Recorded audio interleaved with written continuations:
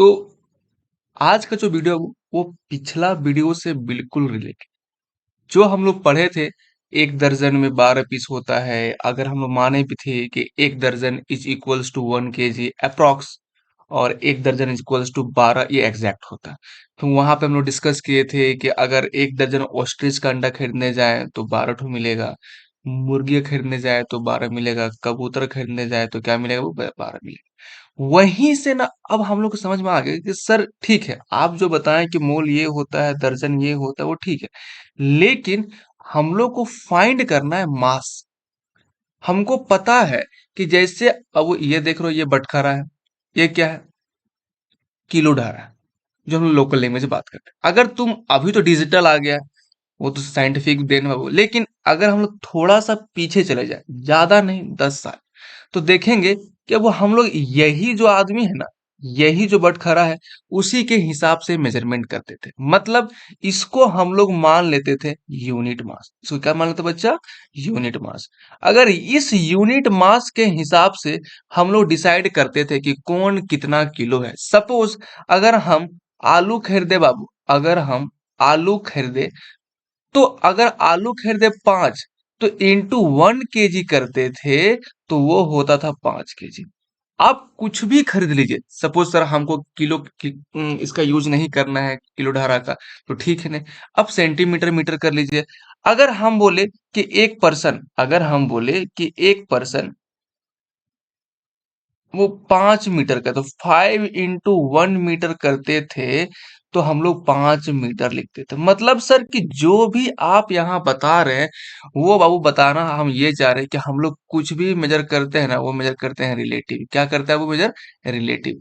अगर relative major करते हो तो कौन किससे बड़ा है, कौन किससे छोटा है, हर कुछ रिलेटिव है। तो हम लोग ये तो जो बात कर रहे हो, ये हम लोग का जो बात किए हैं, ये जो हम लोग बात कर रहे हैं रिलेटिव, ये हम लोग क्या बात कर रहे हैं? रिलेटिव। कि जो हम लोग रिलेटिव बात कर रहे हैं ना सर, कि ये हम लोग क्या बात कर रहे हैं? रिलेटिव। अब देखते हैं, ठीक है, रिलेटिव तो हो गया, लेकिन इसको केमिस्ट्री में कैसे समझ में हमको समझ में आ गया, आलू 5 kg, एक पर्सन 5 मीटर, मगर इसको हमको समझना है केमिस्ट्री में। अगर केमिस्ट्री में समझना है बच्चा, तो उसके लिए तो आसान सा तरीका है, ये देखो कि अब हम लोग ना एक टारगेट करते हैं। हम लोग क्या करते हैं? एक टारगेट करते हैं। उस टारगेट से देखते हैं कि हम लोग का टारगेट ये है ना कि हम लोग एक एटम ऑफ Na1123 का मास फाइंड करना चाहते हैं। ये हमारा टारगेट है, ठीक है ना? तो सर मास फाइंड करने के लिए इसका, जैसे यहाँ पे इस बटकरा का 1 kg हम निकाल लिए हैं, वैसा ही कुछ यूनिट निकालिए उसके। तो उसी के लिए वो हम लोग यहाँ पे निकाले हैं बच्चा, इसको निकाले हैं यहाँ पे हम लोग एएमयू। इसको क्या निकाले हैं? एएमयू। एएमयू देखो एनसीईआरटी का एज इट इज लाइन है कि 1 atomic mass unit is a mass unit equal to exactly 1/12 the mass of 1 atom of carbon. नहीं बुझाया होगा, इसी के लिए एकदम लोकल लैंग्वेज में वो यहाँ पे तो मस्त लिखा हुआ है कि 1 एएमयू क्या होता है? 1/12 एक ठो एटम ऑफ कार्बन 612। कोई दिक्कत? कोई दिक्कत नहीं, यही होता है। सर नहीं समझ में आया, तो उसको समझने के लिए पहले हम लोग समझते हैं कि क्या क्या चीज रिस्पॉन्सिबल होता है मास के लिए। मतलब कि सर हम लोग जो यहाँ पे समझना चाह रहे हैं, हम लोग समझना चाह रहे हैं कि सर ठीक है, ये हमको पता है कि कोई भी एक्स और पी प्लस एन, ये क्या होता है? रिस्पॉन्सिबल होता है। ये होता है वो पहचान, यानी कि प्रोटॉन, और ये हमारा होता है एटॉमिक मास। ये सभी कुछ तुम लोग को पता है बाबू, ठीक है ना? कोई दिक्कत नहीं, ये चीज तुम लोग को, ये तुम लोग को हर कुछ पता है। बहुत बढ़िया बात। लेकिन ये जैसे 1 kg के हिसाब से कौन हल्का है, कौन भारी है, उसी प्रकार से हम लोग यहाँ पर फाइंड करना चाह रहे हैं कि कार्बन से, किससे बाबू? इस कार्बन से कौन कितना भारी है, कौन कितना हल्का है। वही डिसाइड करने के लिए एक यूनिट हम लोग फाइंड किए हैं, जिसका नाम क्या है बच्चा? एएमयू। जिसका नाम क्या है बच्चा? एएमयू। एएमयू ही डिसाइड करता है कि कौन सा एलिमेंट कार्बन से कितना हल्का है, और कौन सा एलिमेंट कार्बन से कितना भारी। कोई दिक्कत नहीं। तो सर एएमयू को थोड़ा सा और इलाबोरेट अगर किया जाए, तो अगर हम थोड़ा सा अगर इसको और इलाबोरेट किया जाए, थोड़ा सा और,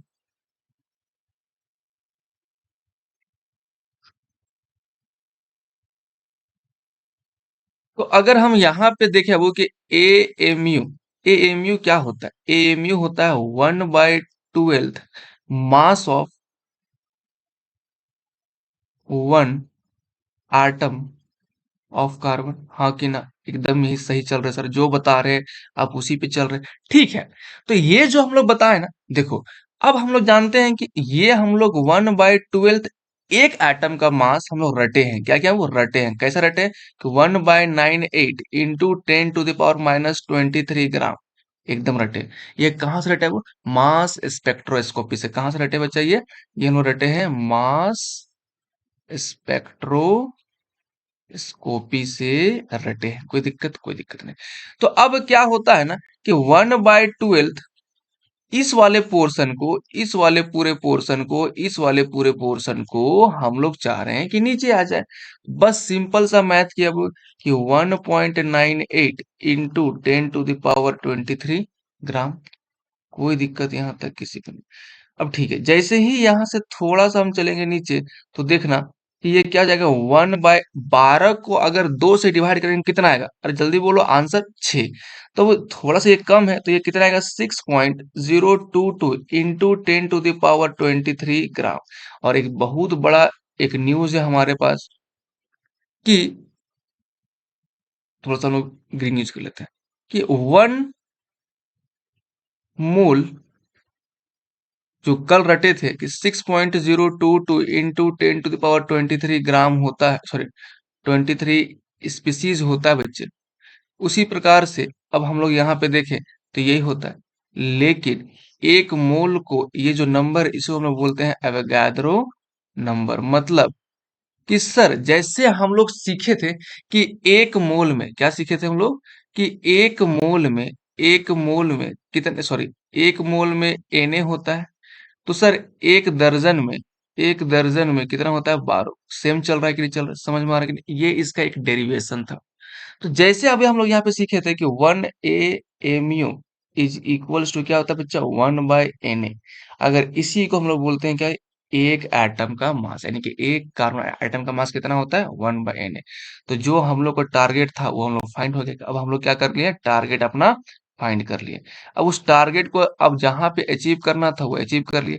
तो अब हमको दिख रहा है कि यहाँ पर ये एटॉमिक मास, यानी कि सर जैसे यहाँ पे आप हम लोग को बताए थे कि ये जो हम लोग का है 5 kg, सॉरी ये जो हम लोग का यहाँ पे 5 kg इंटू 1 kg, तो हम लोग यहाँ पे जिस प्रकार से ये यूनिट मास है, ये हम लोग का यूनिट मास है, उसी प्रकार से हम लोग एक यूनिट मास यहाँ भी क्या कर लिए हैं?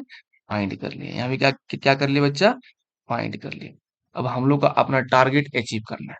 तो टारगेट अचीव करने के लिए मस्त आते हैं हम लोग, देखो ये लोग टारगेट अब कि क्या कर, एक एटम ऑफ सोडियम 1123 का मास फाइंड करना है।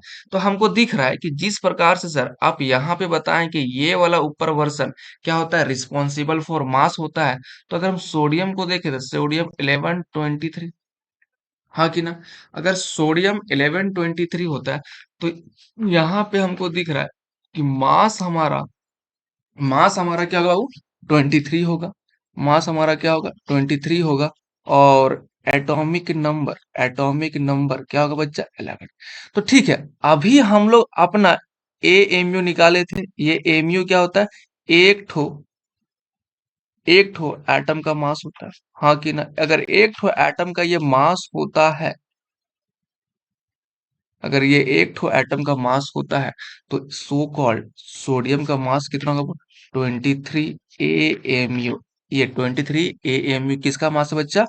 ये मास है एक एटम ऑफ सोडियम। हम लोग को जो टारगेट था वो हम लोग फाइंड कर चुके हैं। ठीक है ना? वो इसी को 23 AMU को और हम लोग क्या लिखते हैं? यू। ठीक है? आज का वीडियो यहीं तक है बच्चा। अगर आपको पसंद आया हो तो प्लीज लाइक एंड सब्सक्राइब।